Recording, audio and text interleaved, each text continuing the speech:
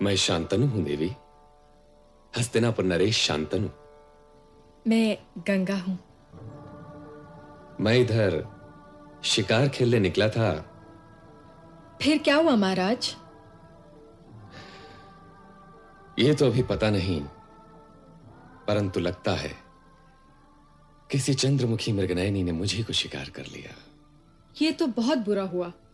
हस्तिनापुर के नरेश को सावधान रहना चाहिए, क्योंकि राजा बिना तो हस्तिनापुर ऐसा लगेगा जैसे धनुष बिना किसी धनुर्धारी का कंधा। अब हस्तिनापुर का क्या होगा महाराज? अब तो हस्तिनापुर के बचाव का केवल एक ही उपाय है देवी। तब तो आपको शीघ्र ही वो उपाय कर लेना चाहिए महाराज। ये तो तुम्हारे हाथ में है देवी। अपना प्रश्न मैं कल करूंगी नरेश, कि हस्तिनापुर जैसे शक्तिशाली राज्य का बचाव मेरे हाथ में कैसे? कल क्यों देवी, आज क्यों नहीं? क्योंकि हर प्रश्न के उत्तर का एक मुहूर्त होता है महाराज।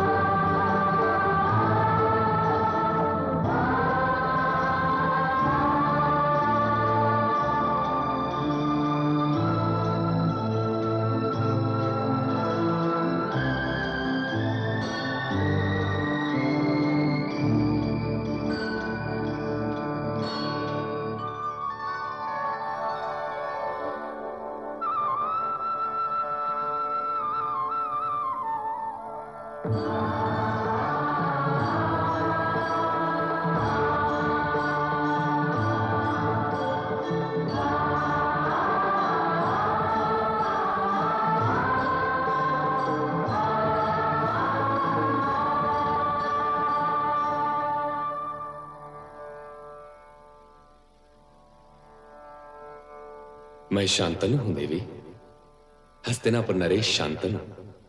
मैं गंगा हूं। फिर क्या हुआ महाराज?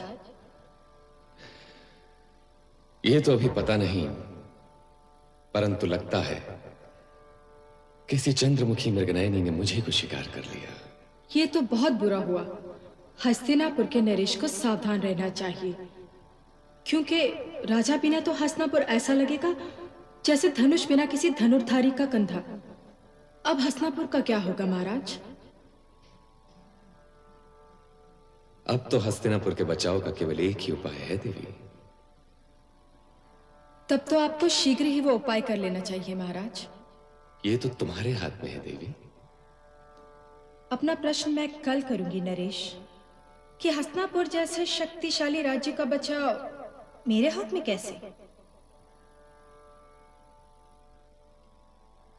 कल क्यों देवी, आज क्यों नहीं? क्योंकि हर प्रश्न के उत्तर का एक मुहूर्त होता है महाराज।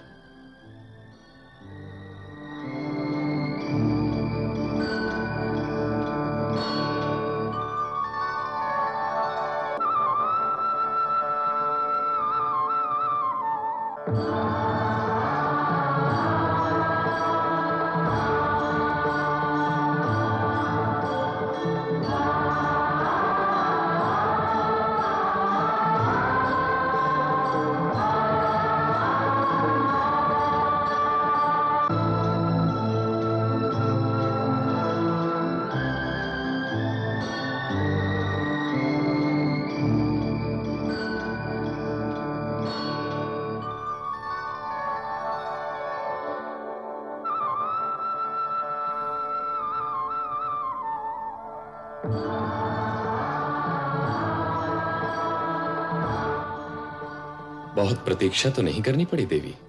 प्रतीक्षा तो करनी पड़ी, परंतु बहुत नहीं।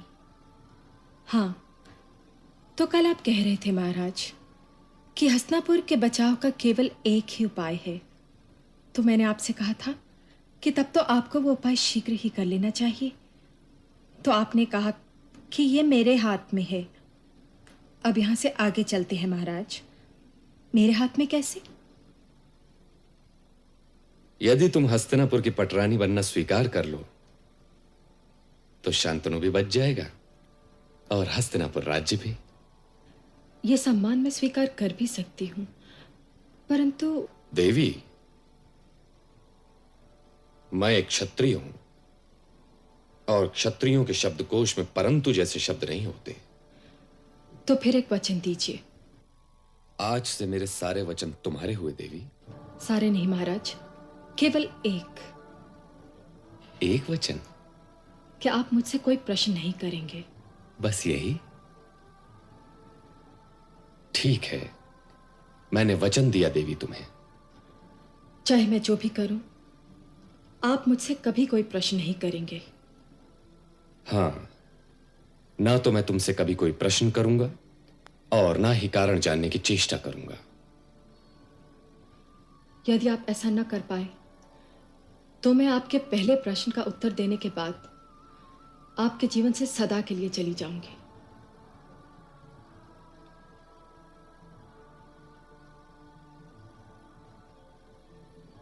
स्वीकार है देवी।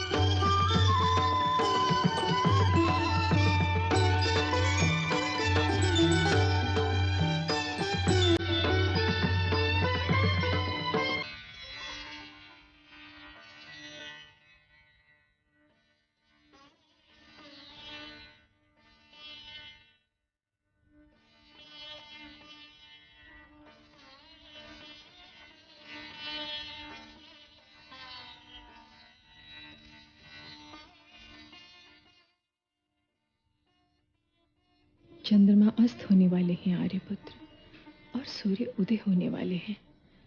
आप चुपचाप बैठे क्या देखे जा रहे हैं? हम वो क्षितिज देख रहे हैं जहां चंद्रमा अस्त हुए और जहां से सूर्य उदय होने वाले हैं। तुम्हारी आंखें, हमारा वर्तमान यहीं पर अस्त हुआ और हमारा भविष्य यहीं से उदय होगा। जीवन में आज पहली बार ये जी जा रहा है कि हम कवि क्यों ना हुए। हम तो केवल खांडों, वाणों और रणभूमि की भाषा ही सीखते रहे।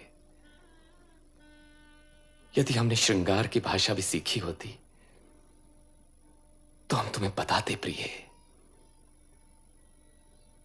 कि तुम्हारी आंखें कितनी गहरी हैं।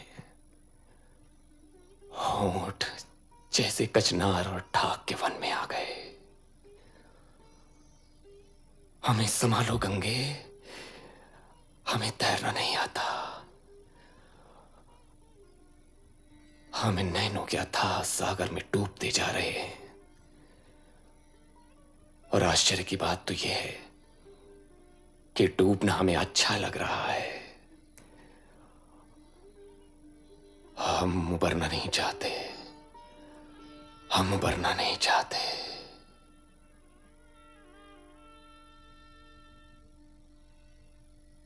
इन नैनों में राज और राजनीति नहीं है आर्यपुत्र। लोग कहेंगे गंगा ने हस्तिनापुर से उनका राजा छीन लिया।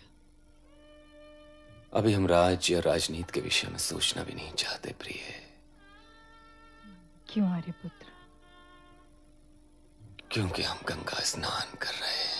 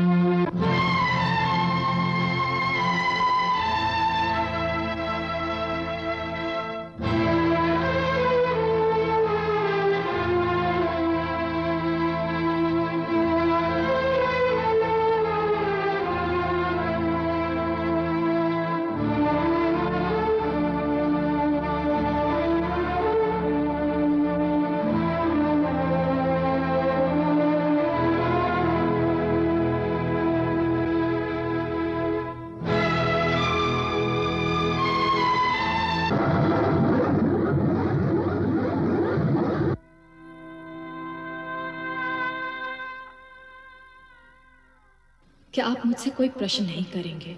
बस यही? ठीक है, मैंने वचन दिया देवी तुम्हें। चाहे मैं जो भी करूं, आप मुझसे कभी कोई प्रश्न नहीं करेंगे। हाँ, ना तो मैं तुमसे कभी कोई प्रश्न करूंगा और ना ही कारण जानने की चेष्टा करूंगा।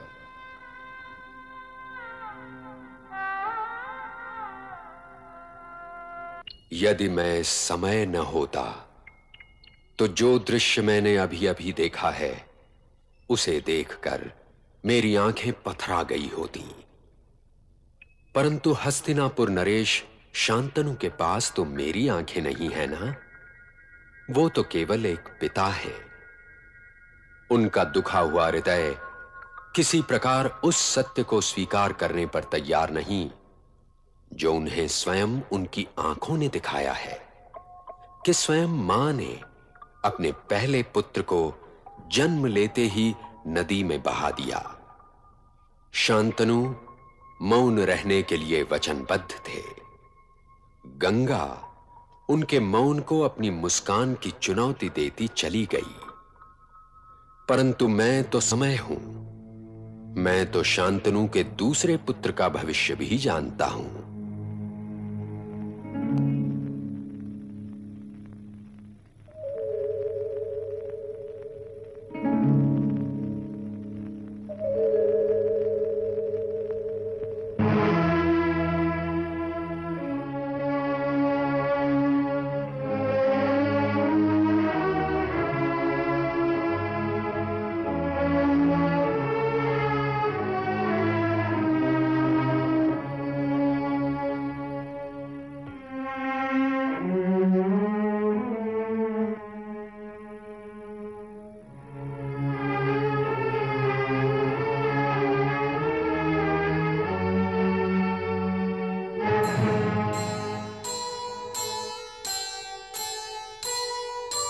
आंखें देखें मौन मुख सहा कहाँ नहीं जाए।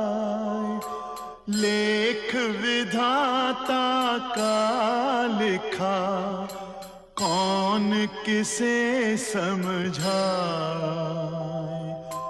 कौन किसे समझाए।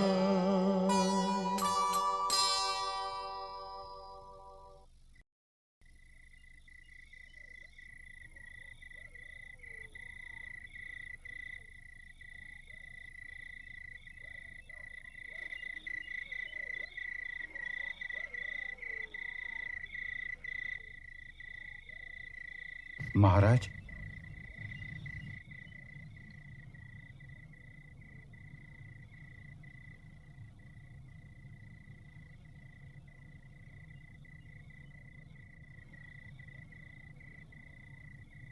इतनी रात गए महाराज?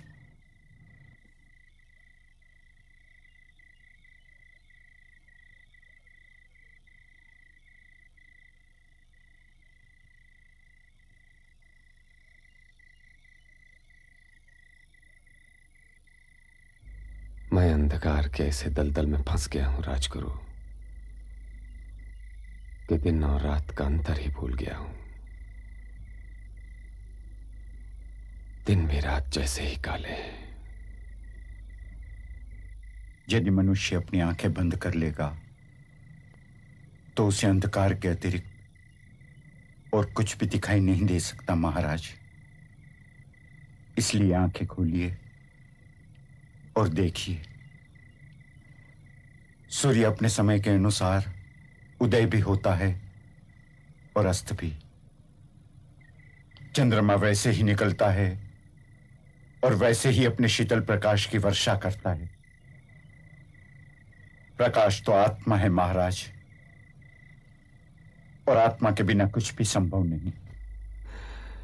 तो फिर यह प्रकाश मुझे दिखाई क्यों नहीं देता राजगुरु? संभवतः आप उसे देखने का प्रयत्न नहीं कर रहे महाराज।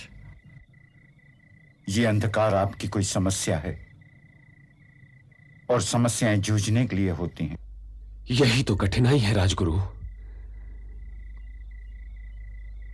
कि मैं चाह कर भी इस समस्या से जूझ नहीं सकता। ऐसी क्या समस्या है महाराज?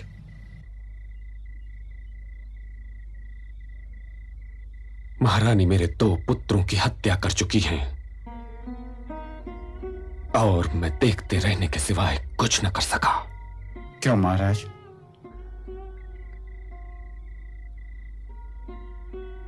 क्योंकि मैं वचनबद्ध हूं। आप वचनबद्ध हैं कि महारानी आपके पुत्रों की हत्या करती जाएं और आप चुप रहें? आप राजा हैं, हस्तिनापुर नरेश हैं। आपको ऐसा अंधा वचन देने का अधिकार ही नहीं था। जो वचन न्याय की आड़े आ जाए महाराज, वो वचन नहीं, शाप है। मैं वही शाप तो जी रहा हूं राजगुरु। आप इसे जीना कहते हैं राजन? तो फिर आप मरना किसे कहेंगे? क्योंकि जो राजा अपने पुत्रों के जीवन की रक्षा नहीं कर सकता, वो अपनी प्रजा के जीवन की रक्षा क्या करेगा? मैं प्रार्थना करूंगा कि भगवान हस्तिनापुर को आपकी दुर्बलता से बचाए।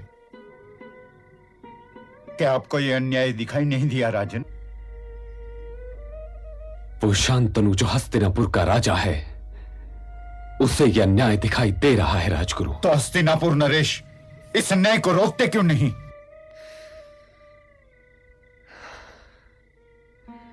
क्योंकि वो शांतनु जो एक व्यक्ति है, वो राजा का हाथ पकड़ लेता है। राजा केवल राजा ही होता है, व्यक्ति बनने का उसे कोई अधिकार ही नहीं।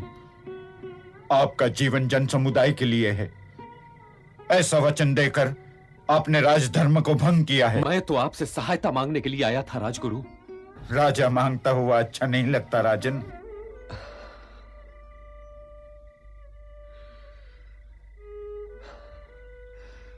तो फिर मैं क्या करूं? आप अपने इस वचन की अग्नि में चलिए। यही आपका भाग्य भी है और यही आपका प्रायश्चित भी। लांछन और व्यंग्यों के बाणों की मार सहिए और स्वयं अपनी सहायता करके अग्नि के सागर से बाहर निकल आइए। आपकी इसी दुर्बलता से ही शक्ति का कोई न कोई अंकुर अवश्य फूटेगा। अरे भैया कुछ सुना? सुना तो सही भैया, पर मानने को मन नहीं करता। नदी चाहे गंगा जी ही क्यों ना हो, पर कोई माँ अपने बच्चों को इस तरह बहा सकती है? माँ तो स्वयं ममता की गंगा होती है भैया। लगता है महारानी कोई विशिष्ट माँ है। और क्या, माँ के ऐसे लक्षण तो नहीं होते। एक एक करके 3 राजकुमारों को बहा चुकी है। भैया राजमहल का कोई समाचार तो सुनाओ। समाचार तो वही है, चौथा कुमार जन्मा है। महाराज की दशा देखी नहीं जाती।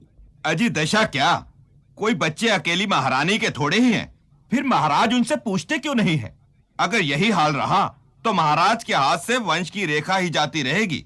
बात तो ठीक है, यदि महाराज आज चुप लगा गए तो समझो चौथा कुमार भी गया।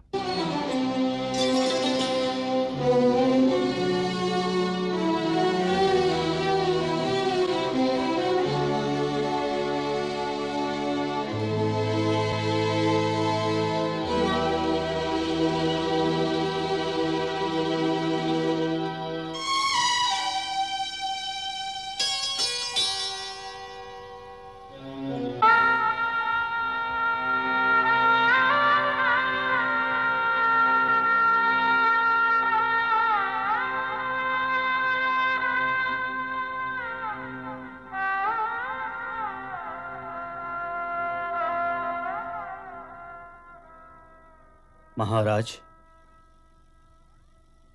इस समय महामंत्री? मैं चौथे राजकुमार की मृत्यु पर शोक प्रकट करने आया था महाराज। आप भूल से हत्या को मृत्यु कह गए महामंत्री। परंतु यदि ये हत्याएं हैं महाराज, तो फिर न्यायमूर्ति अधिराज महाराज ने अब तक अपराधी को मृत्युदंड क्यों नहीं दिया? अपराधी को मृत्युदंड न मिलना ही यह सिद्ध करता है कि यह हत्याएं नहीं है।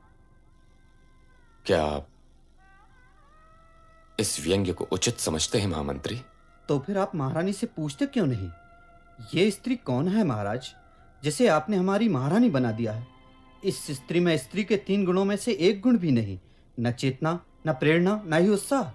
यदि आप पति के नाते नहीं पूछ पा रहे तो राजा के नाते पूछिए, क्योंकि राज्य को एक युवराज देना भी तो आप ही का कर्तव्य है महाराज। यदि मैं पूछ सकता महामंत्री, तो आज आपको यहां मेरे चौथे पुत्र की हत्या पर शोक प्रकट करने के लिए ना आना पड़ता।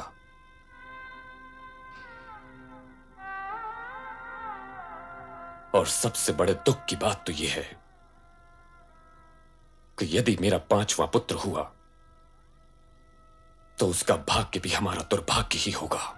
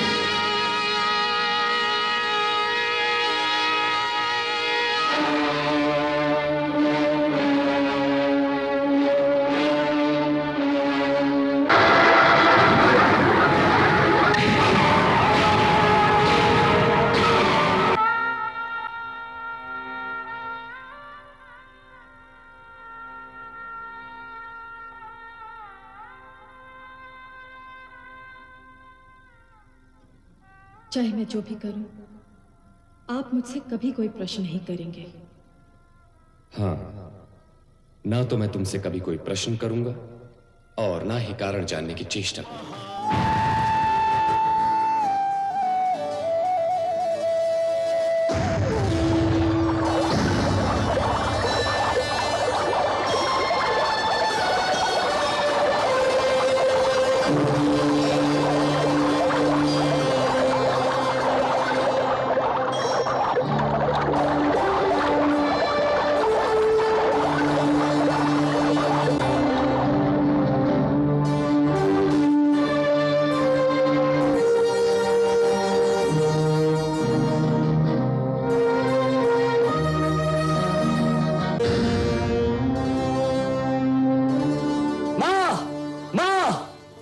माँ देखो, आज मैंने नदी को फिर से रोक दिया था।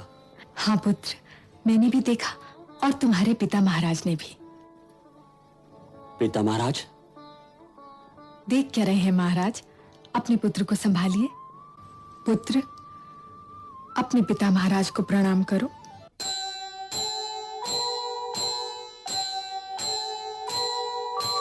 आस कह रही श्वास से धीरज धरना सीख, मांगे बिन मोती मिले, मांगे मिले न भीख, मांगे मिले न भीख। तुम्हारा नाम क्या है पुत्र? माँ ने मेरा नाम देवव्रत रखा है। धनुर्विद्या किससे सीखी है? ऋषि भार्गव से पिता महाराज। अब तुम अपने पिता महाराज के साथ हस्तिनापुर जाओ, जहां इतिहास तुम्हारी प्रतीक्षा कर रहा है। और आप माते? वृक्ष की छाया वृक्ष से बंधी होती है। वो चाहकर भी यात्री के साथ आगे नहीं जा सकती। तुम्हारे लिए मैं भी एक ऐसी ही छाया हूं, समय के वृक्ष से बंधी हुई। अब तुम अपने पिता महाराज के साथ जाओ और हस्तिनापुर में अपने कर्तव्यों का पालन करो।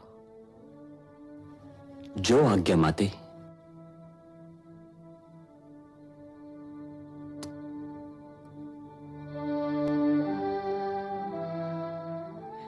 अच्छा आर्य पुत्र, चलती हूं।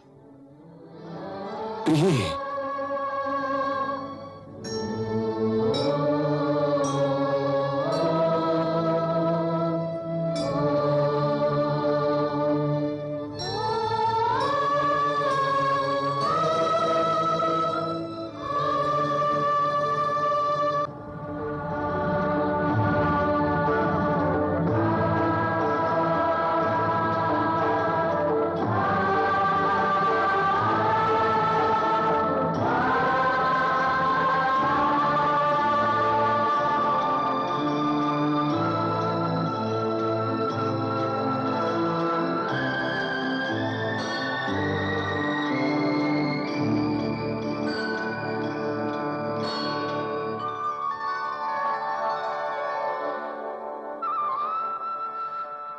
उदास न हो पुत्र। मैं अपने अधूरेपन पर उदास हूं पिता महाराज, कि माता और पिता का स्नेह मुझे कभी एक साथ नहीं मिला। मैं तुम्हें माता और पिता दोनों का स्नेह देने का प्रयास करूंगा पुत्र। हाँ,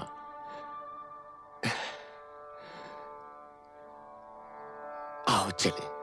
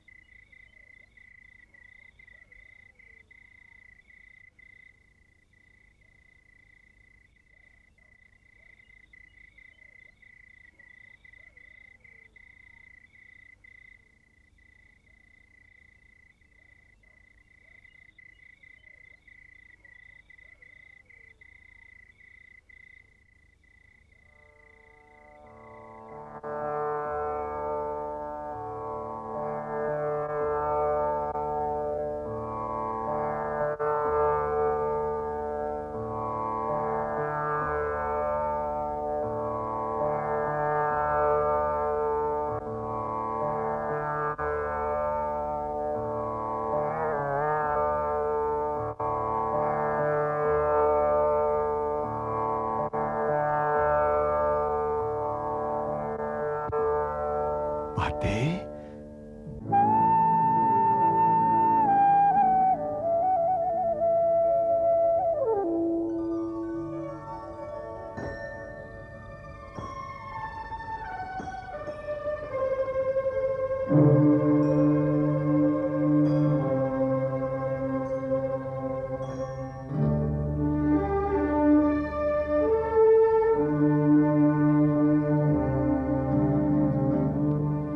प्रणाम माते।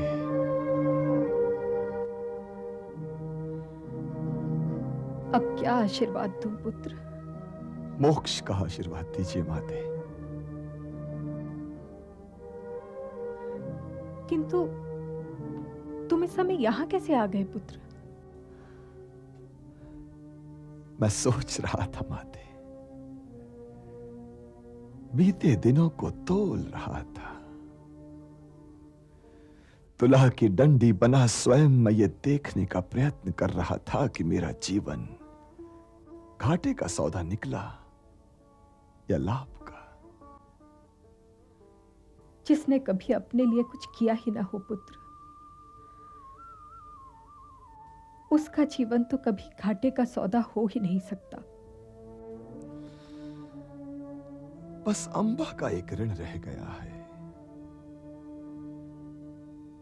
और जब आज वासुदेव ने युधिष्ठिर को इसलिए भेजा कि वो मेरा दिया हुआ विजय का आशीर्वाद लौटाए।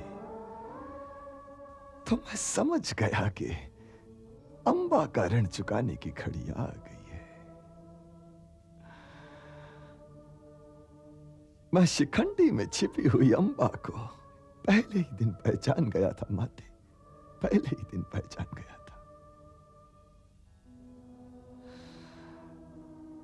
किंतु आप यहां क्या कर रही हैं?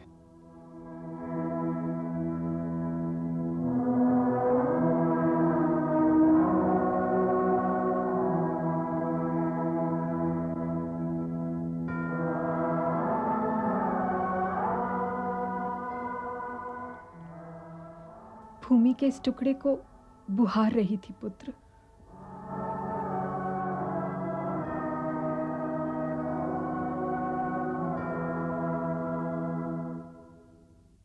भूमि के इस टुकड़े की क्या विशेषता है माते?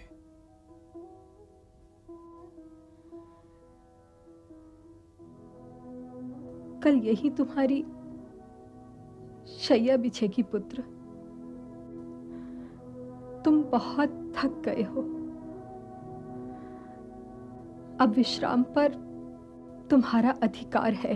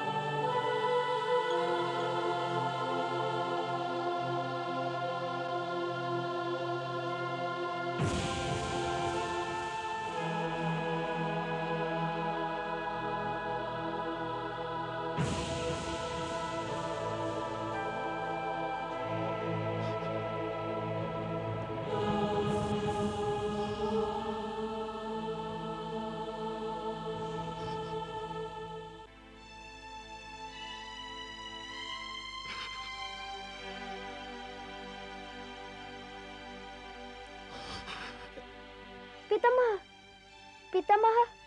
अर्जुन, क्या आज तूने फिर भीम की खीर खा ली? नहीं नहीं पितामह। अच्छा, पहले मेरी गोदी में बैठ।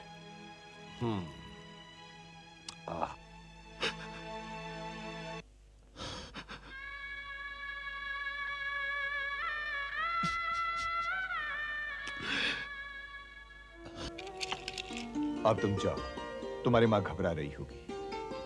यदि मैं इनके साथ गया तो मुझे बहुत मारेंगे। अच्छा। वैसे प्यार भी तो मुझे बहुत करते हैं। अच्छा। परंतु अभी तनिक उखड़े हुए हैं। यानी कि समस्या बड़ी गंभीर है। मैं यहीं आपके पास सोचा हूँ ताजश्री। अरे पगले, तुम्हें कितनी बार मैंने समझाया कि मैं तुम्हारा ताजश्री नहीं हूँ, मैं तुम्हारे तात का तात हूँ, समझे?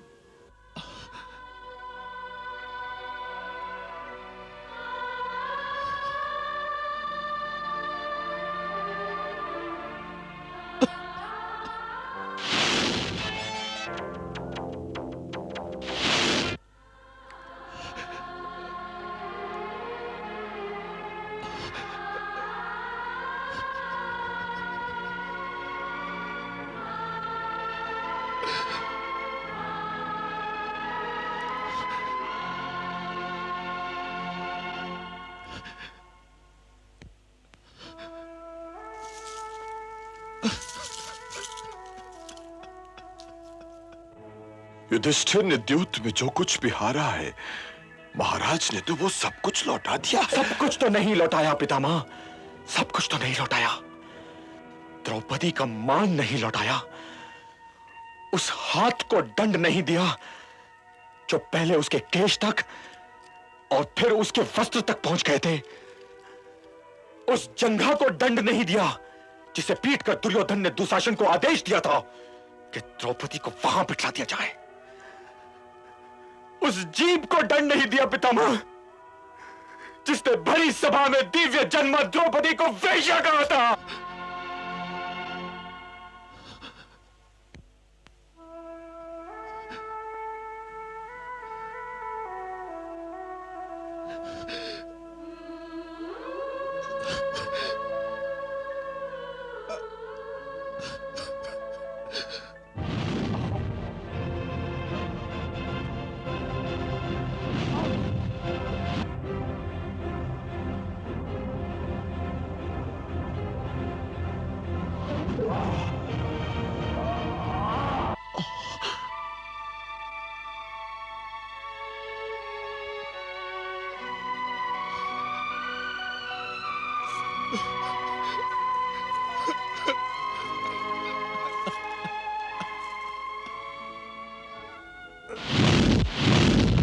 मुझे प्यास भी लगी है पुत्र।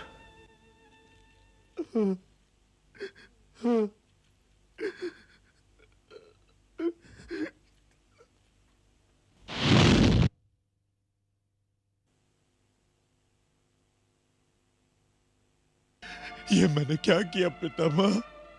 ये मैंने क्या किया?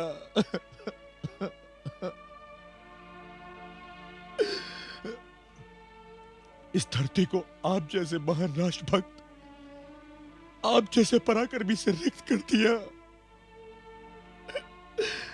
धर्म के नाम पर मेरे इन हाथों से यह अधर्म कैसे हो गया?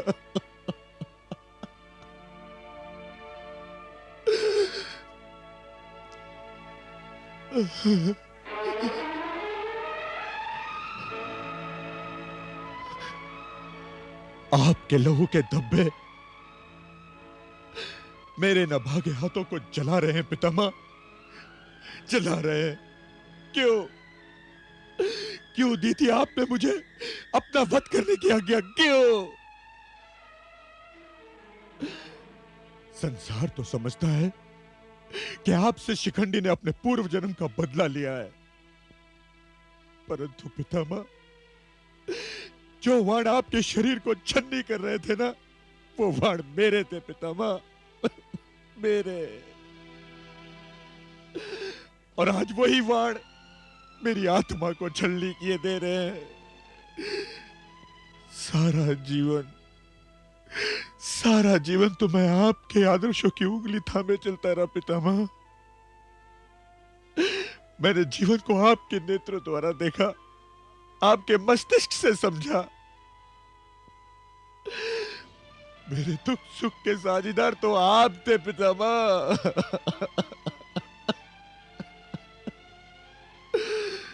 मेरे जीवन का आदर्श, मेरे जीवन का आधार आप थे पितामह, आप थे। मैं किसके पास जाकर अपना दुख सुनाऊं? किससे क्षमा मांगू पितामह? किससे क्षमा मांगू? बोलिए ना पितामह।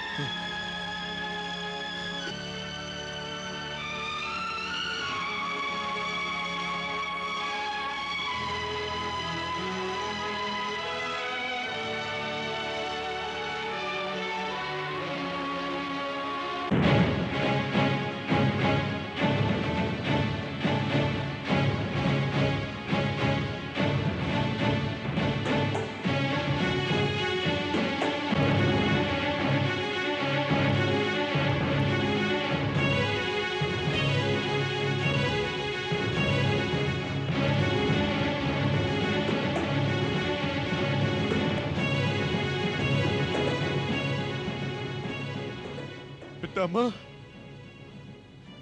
पितामह, पितामह,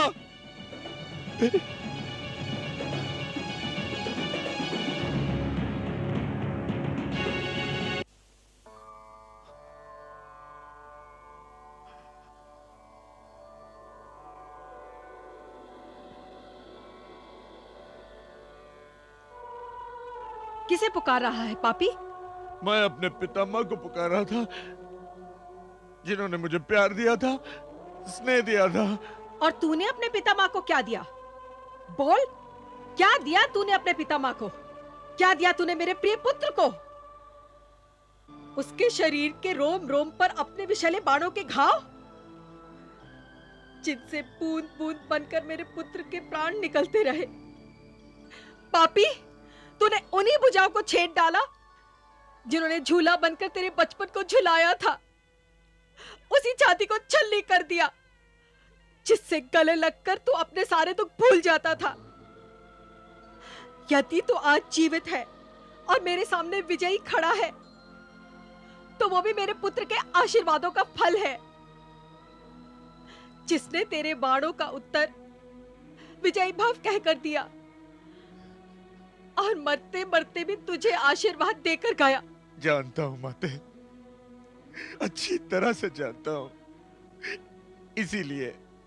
इसीलिए ये जीवन और ये विजय शाप बनकर रह गई माते, शाप। मुझ पर दया कीजिए माते, आप तो बड़े से बड़े पापियों के पाप धो सकती हैं। मेरे इन हाथों से हत्या के रक्त के उन धब्बों को भी धो दो माते, धो दो। ग्लानि की जो अग्नि मेरे तन मन को फूके दे रही है,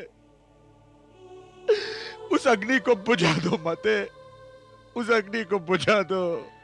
मेरे तट पर तो यदि किसी का मृतक शरीर भी जलाया जाए तो मुझे इतना दुख होता है कि मैं उसकी राख को अपनी लहरों के आंचल में समेट लेती हूँ। किंतु तू तो जीवित रहकर जल रहा है, फिर भी मुझे कोई दुख नहीं, क्योंकि तू अपराधी है अर्जुन, और तुझे अपने अपराधों का दंड मिल रहा है, और ये दंड तुझे आजीवन मिलता रहेगा। तू यूं ही जलता रहेगा अर्जुन, यूं ही जलता रहेगा।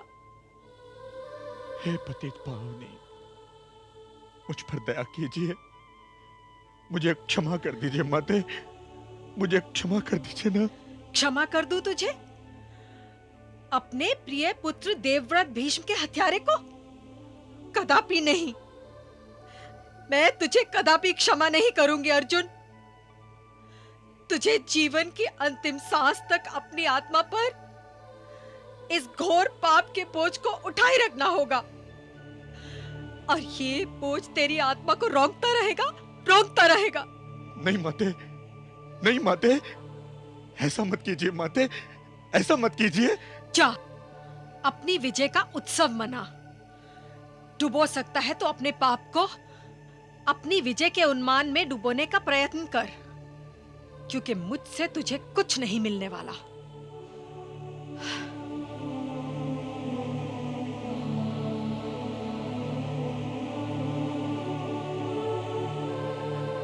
माते, माते, मेरी विनती तो सुनती जाइए माते, माते।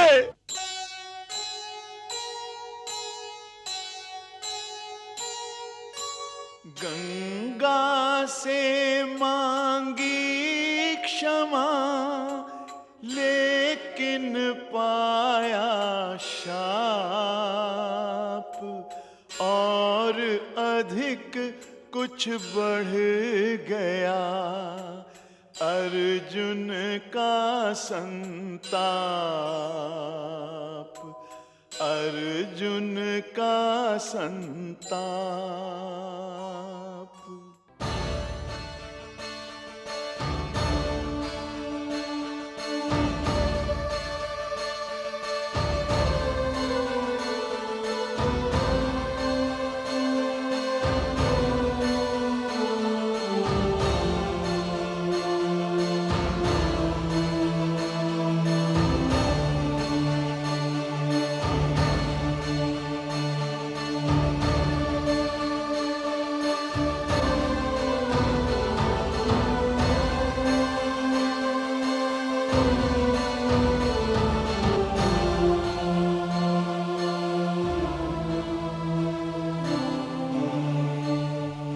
पुत्र, प्रणाम माते। मैं तो पिताश्री से मिलने कैलाश पर्वत की ओर जा रही थी, सोचा अपने पुत्र से भी मिलती चलूं। तुमने तो मां से ना मिलने का प्रण ले लिया था, और भीष्म जैसे पुत्र का प्रण तो कोई तोड़ ही नहीं सकता, इसलिए मैं स्वयं ही तुम्हें देखने चली आई। नहीं माते, भीष्म यदि मां के लिए प्रण ले सकता है तो मां के लिए प्रण तोड़ भी सकता है। किंतु माते, आपको देखकर आश्चर्य अवश्य हुआ है मुझे। क्यों पुत्र? क्योंकि आपके शेष 7 पुत्र, मैंने सुना है आप इसे मिलने गए हैं। तुमने अच्छा किया जो मुझे बता दिया। अब कैलाश जाते हुए मैं उनसे भी मिलती जाऊंगी। पर ये तो बताओ पुत्र, तुम कैसे हो? अब न शरीर पर प्राणों का बोझ है, न आत्मा पर किसी प्रतिज्ञा का। हस्तिनापुर अब योग्य और सुरक्षित हाथों में पहुंच चुका है माते। अब मुझे किसी प्रकार की कोई चिंता नहीं। किन योग्य हाथों में? वही योग्य हाथों में जिन्होंने मेरे पुत्र के लिए बाणों की शैया तैयार की, वही योग्य हाथों में जिनके द्वारा फेंका हुआ हर बाण मेरे पुत्र के तन से एक एक सांस छीन रहा था। जब हस्तिनापुर का नाम लिया जाता है तो मेरा ध्यान अर्जुन की ओर चला जाता है। मेरे हृदय पर उसने जो घाव बनाया है उससे रक्त रीसने लगता है, घृणा होने लगती है मुझे उससे। अब तक आपने अर्जुन को क्षमा नहीं किया माते। आप तो इतनी विशाल, इतनी निर्मल, इतनी कोमल हैं, फिर भी अपने इस स्वभाव को छोड़कर इतना कठोर क्यों बन जाती हैं?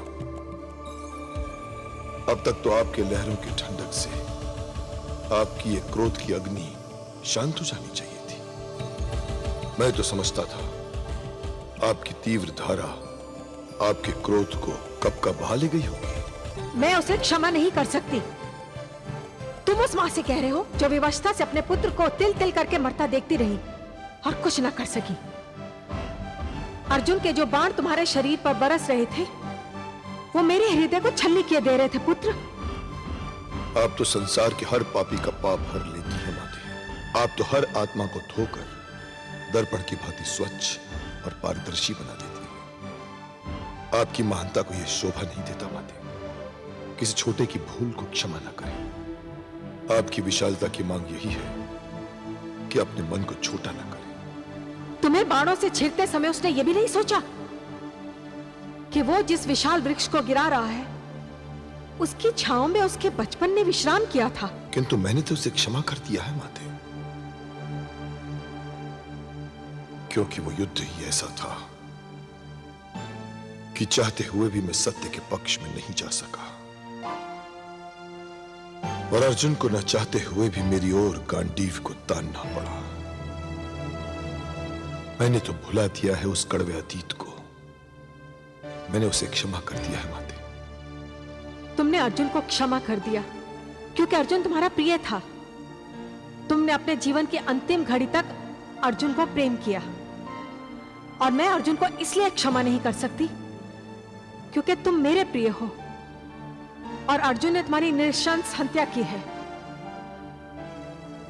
तुम अपने प्रेम से विवश हो पुत्र, और मैं अपने प्रेम से विवश हूं।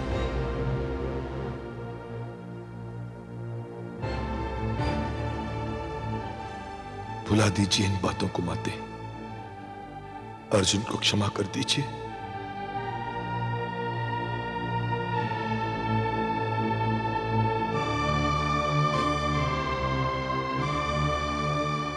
तुम कहते हो पुत्र, तो मैं भूलने का प्रयत्न अवश्य करूंगी, किंतु मैं कोई वचन नहीं दे सकती।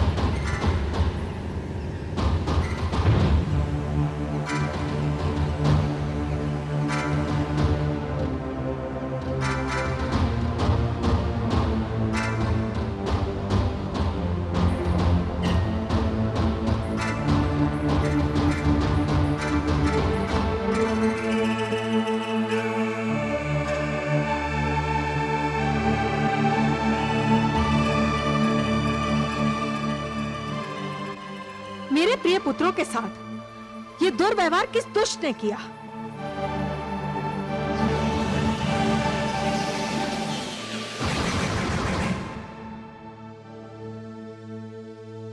बताओ, कौन था वो दुष्ट जिसने इस दुष्टता का साहस किया? माते, ये उसी बाण का चमत्कार है जिसने हमारे अनुज और आपके प्रिय पुत्र देवव्रत का वध किया था। क्या अर्जुन वो यहाँ आया था? हाँ माते, वो आपके पवित्र जल से तर्पण करना चाहता था। हमने उसे रोकना चाहा तो अपने बाण से हमें बांध दिया। आप ही कहिए माते, आपके पुत्र के हत्यारे को आपके जल का स्पर्श करने की आज्ञा कैसे दे दें? और देवव्रत कहता था कि अर्जुन को क्षमा कर दो, उस अपराधी को क्षमा कर दो जिसके अपराधों का कोई अंत दिखाई ही नहीं देता। किंतु तुम सबने मेरे पुत्र होने के धर्म का पालन किया है। और उसने हमें पुत्र धर्म के पालन का यह पुरस्कार दिया। वो कह रहा था कि यदि आप भी यहाँ होती तो उसे जल स्पर्श करने से नहीं रोक सकती थी। उसका साहस इतना बढ़ गया। कहाँ है वो? वो मणिपुर की ओर जा चुका है माते। अभिमानी अर्जुन, मैं अपने प्रिय पुत्र देवव्रत के कहने पर कदाचित तुझे क्षमा भी कर देती, पर मेरी क्षमा तेरे भाग्य में ही नहीं लिखी। मेरे पुत्र के वध के पश्चात तो तेरा अभिमान और भी बढ़ गया है। आज तूने मेरे 7 और पुत्रों का भी अपमान किया है। जा, मैं तुझे शाप देती हूँ कि आज के पश्चात तू किसी और का अपमान करने के योग्य ही नहीं रह जाएगा।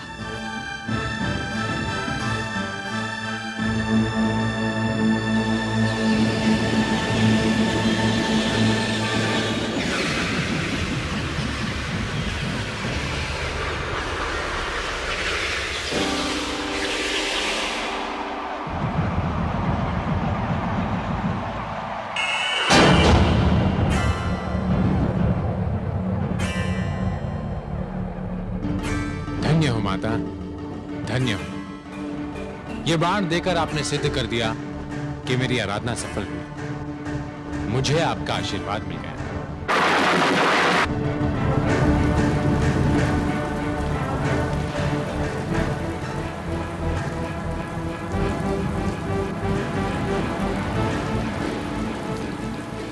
मैं अब अपनी माताश्री को दिया हुआ वचन निभाने के योग्य हो गया हूं माता। आपने अपने आशीर्वाद के लिए बहुत उचित समय चुना है। महाभारत युद्ध का नायक घमंडी अर्जुन मणिपुर की सीमाओं की ओर बढ़ता चला आ रहा है। अब आपके आशीर्वाद से मैं उसका घमंड चूर चूर कर दूंगा। जय हो माता, जय हो।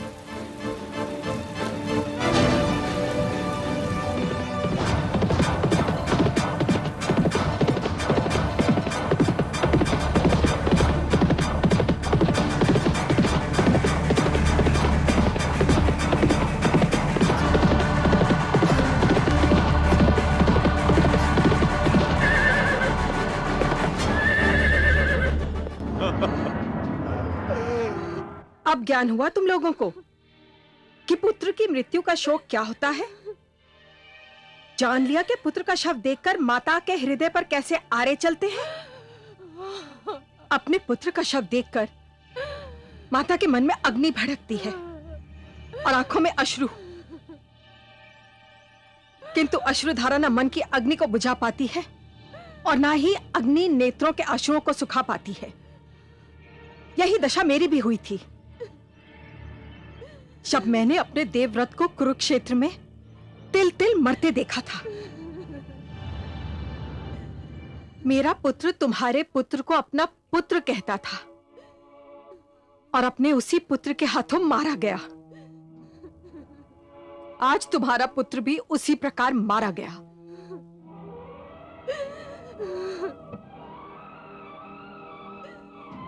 दोष इस बालक बब्रुवाहन का भी नहीं है। वो जिस बाण को कामाख्या देवी का वरदान समझ बैठा था, वो बाण तो मैंने उसे दिया था और इसलिए दिया था कि वो अर्जुन को मारकर मेरे मन की अग्नि को शांत कर सके। आज मेरा प्रतिशोध पूरा हुआ।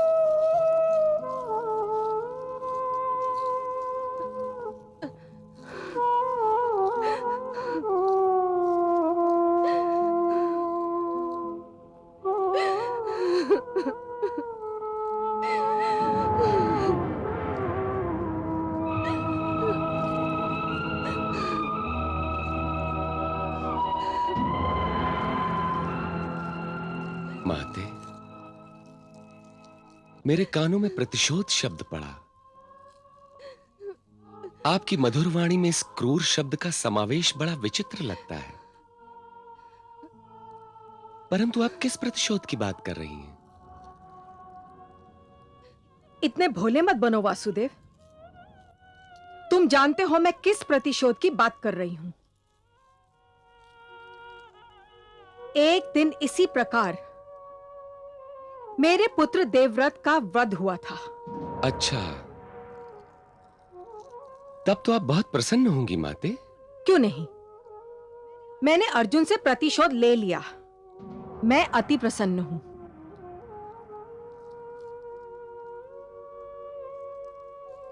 परंतु माते, अर्जुन तो आपके मुख पर फैली इस प्रसन्नता को देखने से पहले ही इस लोक से चला गया। अब आप अपनी ये प्रसन्नता किसे दिखा रही हैं? बुआ कुंती को या अपने ही जैसी एक माता को जिसके नेत्रों में अश्रुओं की ऐसी बाढ़ आई हुई है जिसके कारण उसे आपकी प्रसन्नता भी धुंधली दिखाई दे रही है?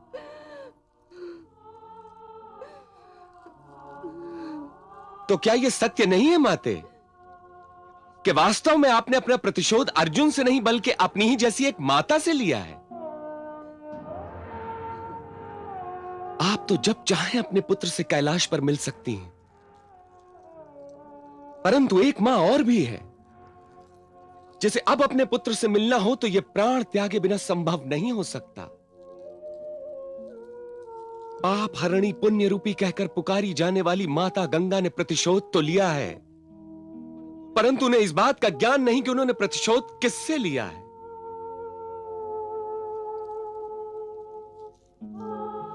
माता गंगा तो यह भी नहीं जानती कि वास्तव में उन्होंने प्रतिशोध तो अपने उसी पुत्र से लिया है जिसके वध के कारण उन्होंने अपने प्रतिशोध की प्रतिज्ञा की थी।